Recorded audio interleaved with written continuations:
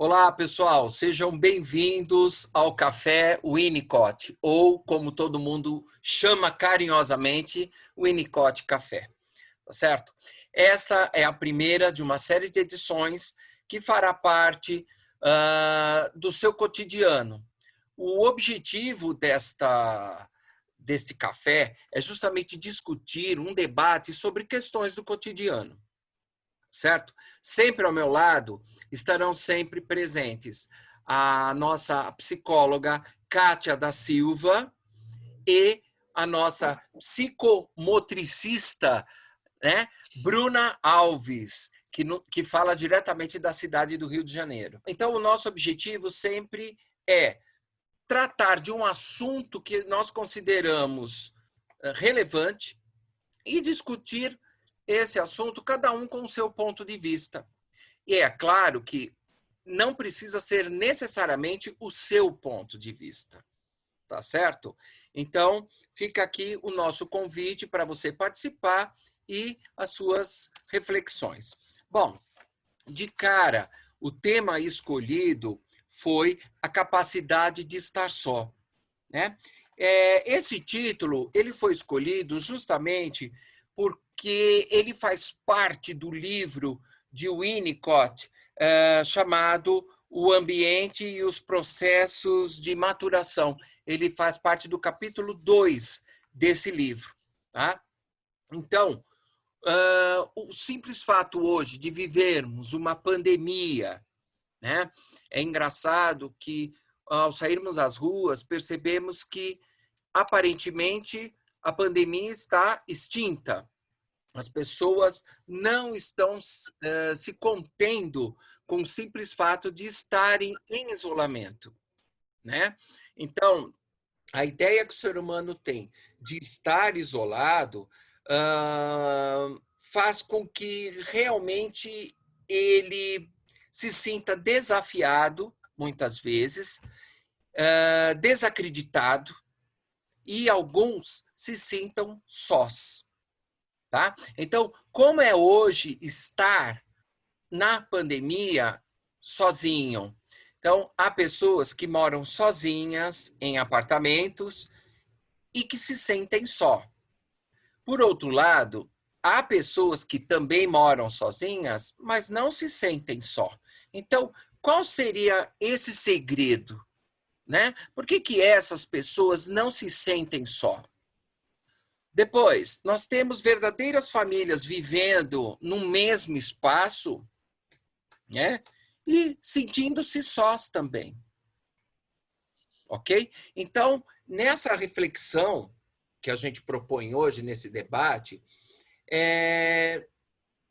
praticamente me recorda um pouco, me traz a lembrança de Winnicott, quando falava sobre a questão do objeto transicional da criança.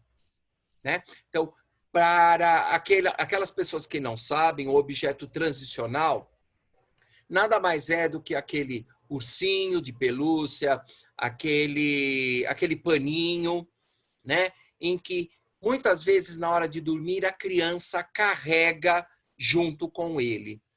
É claro que esse objeto transicional nada mais é do que a representação da própria mãe. A mãe é praticamente transferida para esse objeto. Por isso ele é chamado de objeto de transição, transicional, né? E esse objeto transicional traz o que para o bebê? A segurança. Então, veja bem, o bebê, logo no início de sua vida, ele está sozinho, né? Mas sentindo-se seguro. Por quê? Porque ele tem ao lado dele um objeto que se faz referência, né? O objeto em si é a referência de sua própria mãe. Então, o objeto acalma, tranquiliza o bebê. Né? Isso é importante? Claro que sim. Né? A criança, quando passa a brincar na sua vida, é interessante que a criança gosta de ser observada. Por quê? A criança observada, ela sabe que ela está em perfeita segurança, que ela não está só. né? Então, o simples fato, às vezes a criança está num parquinho, numa praça, brincando, e tem ali a avó olhando, a criança sente-se segura justamente por conta disso. Né? Na escolinha, a professora, juntamente com as auxiliares, estão ali também observando o brincar de cada criança. Tá certo? Claro que tudo isso é extremamente importante, por quê? Porque a criança, com o passar do tempo, nesse processo de maturação, ela vai adquirindo a sua própria personalidade, né? A sua personalidade vai sendo constituída, construída, transformando-se num self, né? O Winnicott chamou essa maturidade de self. E self, como todo mundo sabe, significa eu mesmo, tá? Precisamos tomar muito cuidado com esse processo de amadurecimento infantil, porque uma vez que a criança se sente ameaçada, ela poderá vir futuramente produzir uma falsa sensação de segurança, um falso self.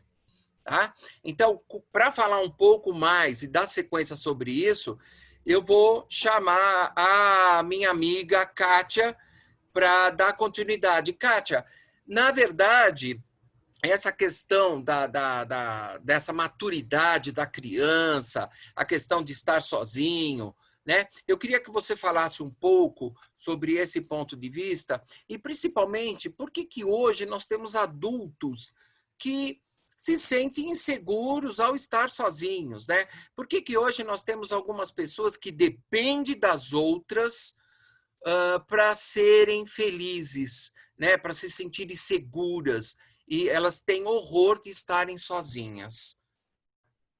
Pode falar. Sim. Olá, Mauro, tudo bem? Então, é muito interessante esse tema, né, que a gente traz hoje.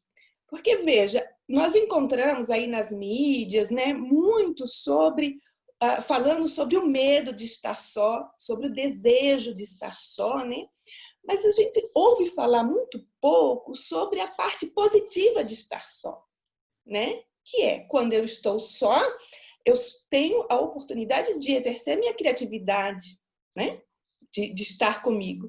Então, por que hoje a gente encontra muitos adultos tendo essa dificuldade, né, de estar só?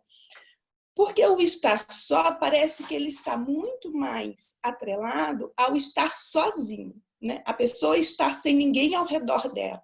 Sim. E não é só isso, né? Como você estava falando, lá na infância, a criança ela precisa de uma figura que lhe dê segurança para ela ir brincar.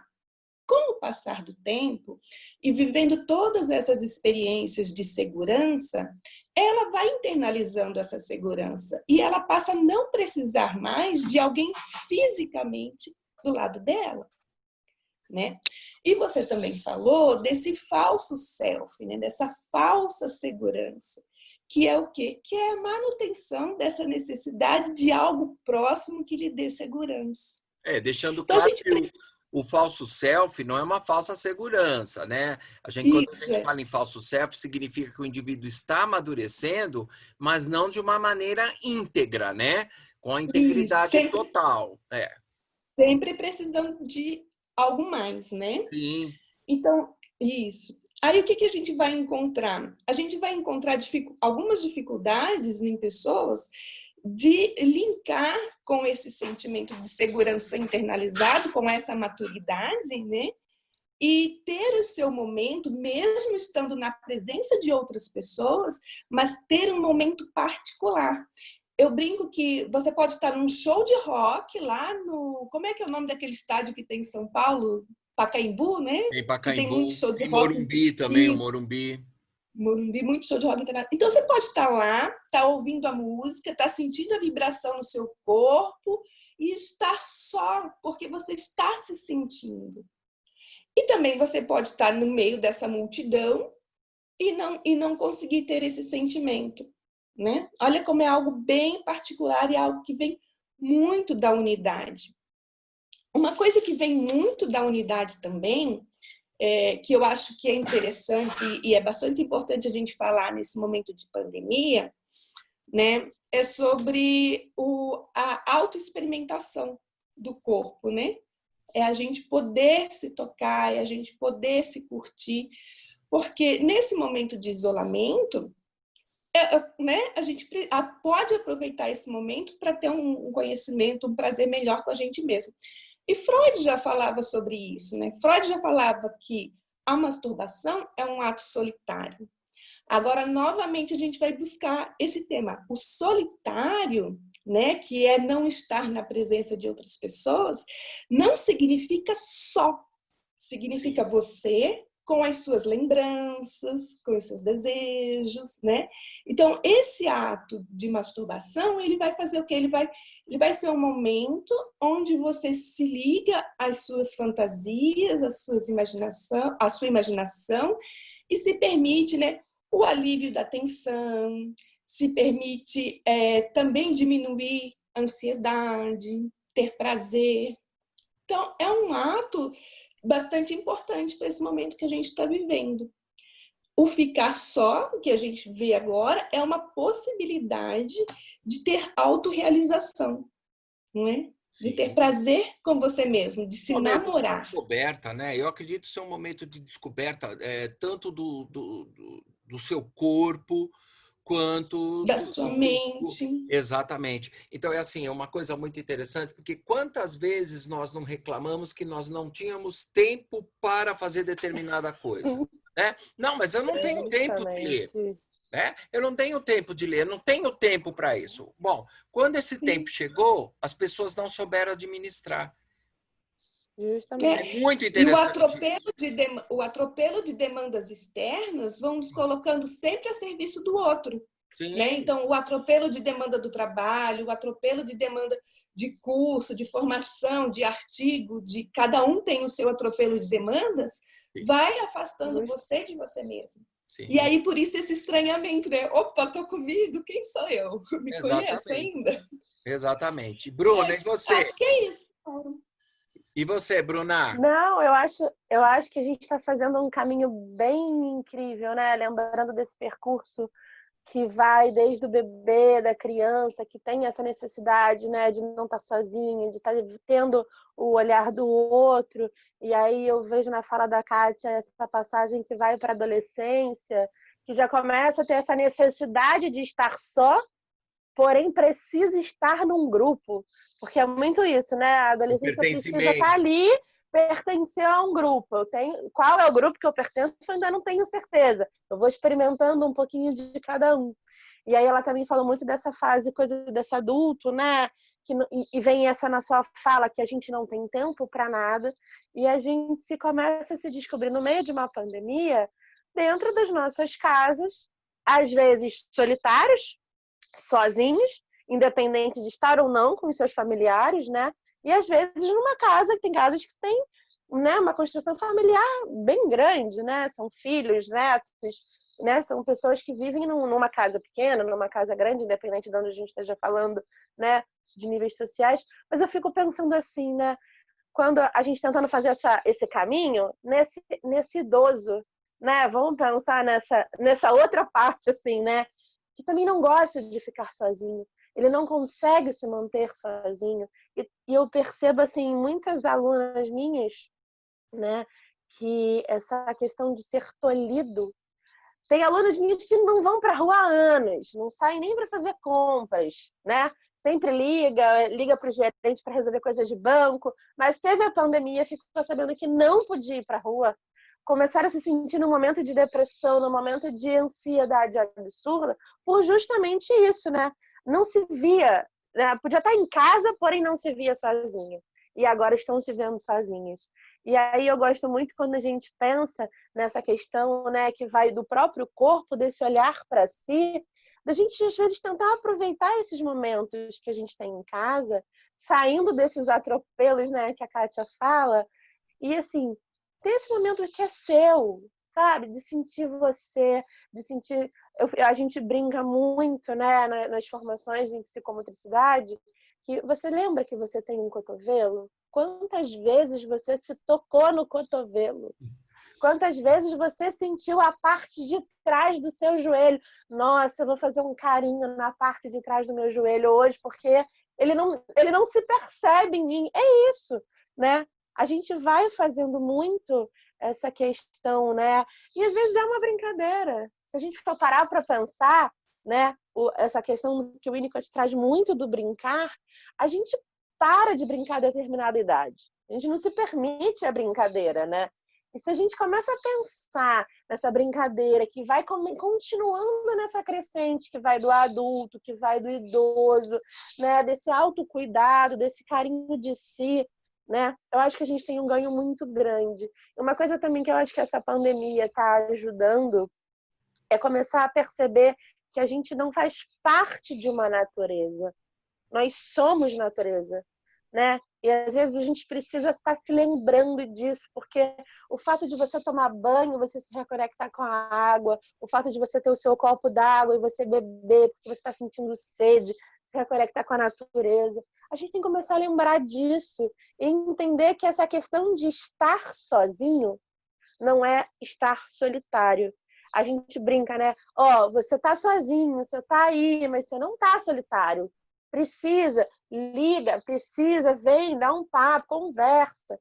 E é muito isso, né? Quantas vezes a gente precisava de tempo pra gente, no decorrer da correria, da tribulação, né? E às vezes a gente não dava nem tempo. Eu falo no lugar de mãe agora para os nossos filhos, né? Porque a gente oferecia para a criança 1 bilhão de atividades, porque precisava daquela criança precisava de fazer coisas e coisas porque seriam necessárias para ela, para o seu desenvolvimento, para a sua maturação, e a gente não consegue perceber que para a criança, para o adolescente, para o adulto, para o idoso, é necessário ter essa capacidade de estar só para a gente poder cada vez mais desenvolver, descobrir a nós mesmos e, a partir desse nosso olhar, perceber o outro.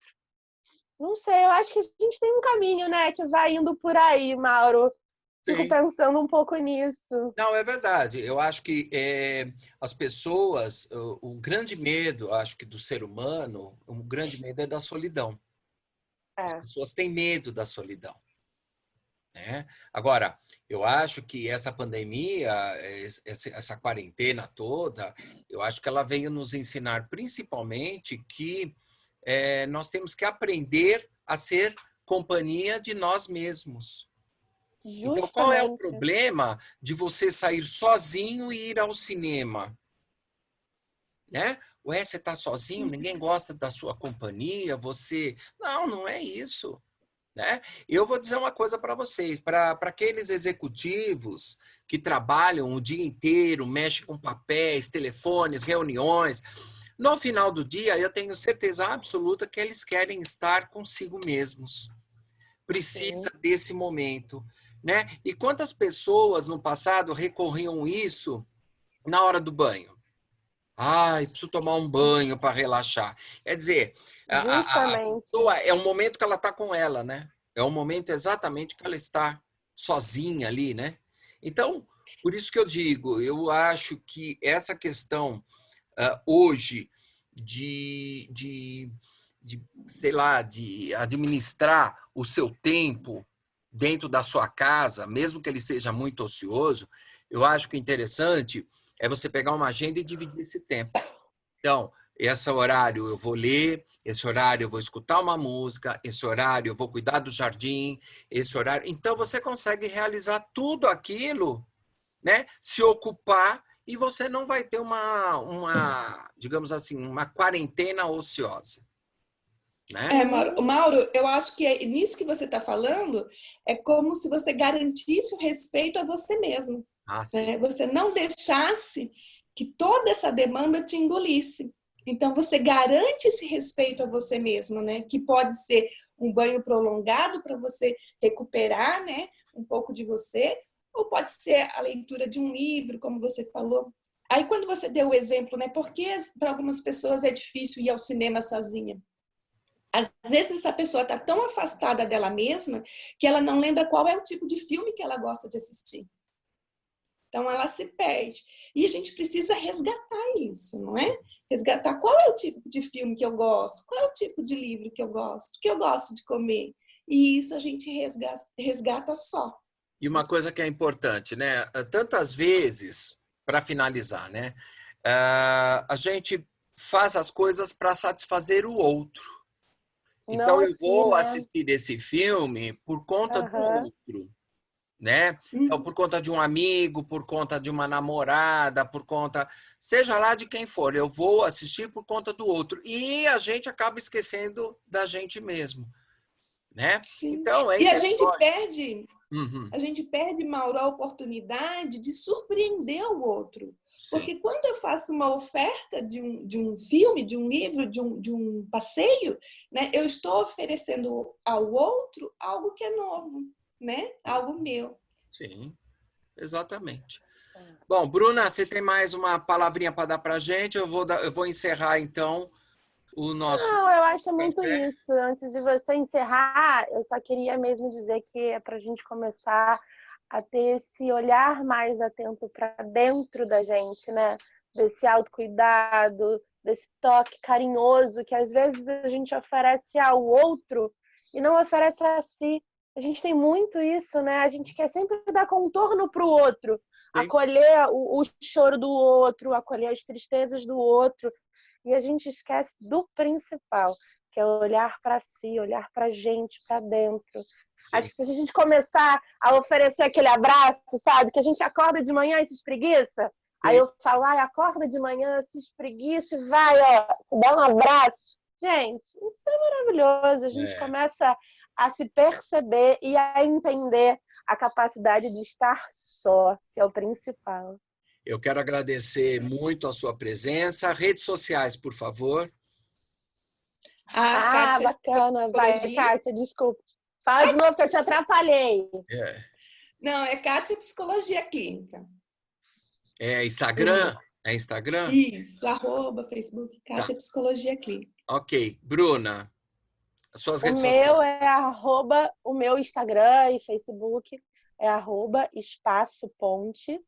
Lembrando que o espaço, né, não tem o cedilha, então fica espaco ponte. Tá certo, então. Gente, então, esse foi o nosso primeiro Winnicott Café.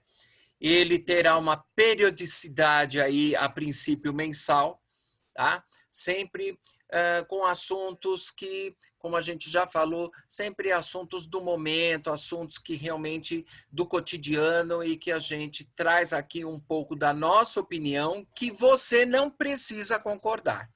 Tá certo? Então fica aqui o meu grande abraço e desejo para vocês todos um ótimo dia. Um grande abraço. Tchau.